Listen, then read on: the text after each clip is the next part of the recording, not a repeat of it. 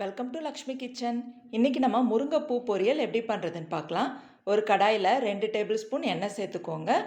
1 teaspoon கடுகு உளுந்தம்பருப்பு, 1 teaspoon சீரகம், 2 காஞ்ச மிளகாய்.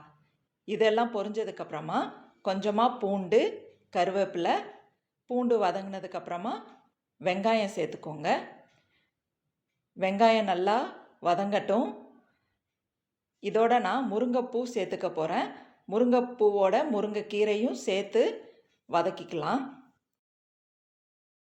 இப்போ பூ கீரை எல்லாமே சேர்த்தாச்சு. இது நல்லா வதங்கட்டும். ஒரு 7 நிமிஷம் போதும், உங்களுக்கு நல்லா வதங்கிரும். முருங்கைப்பூவும் கீரையும். இது இளங்கீரை தான். இது நல்லா வதங்கினதுக்கப்புறமா நீங்கள் உப்பு சேர்த்துக்கோங்க. முதலையே சேர்த்திங்கன்னா அளவு ஜாஸ்தியாக தெரியும். இப்போ கொஞ்சம் வதங்கினதுக்கப்புறமா உப்பு சேர்த்துக்கிறேன். உப்பு சேர்த்து நல்லா வதக்கிக்கோங்க.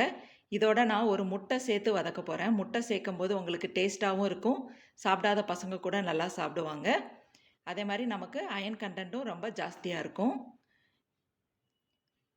இது உங்களுக்கு சாம்பார் சாதம், ரசம் சாதம், தயிர் சாதம், கேப்பக்கஞ்சி, கம்மங்கஞ்சி கூட சாப்பிடும்போது ரொம்ப டேஸ்டியாக இருக்கும்.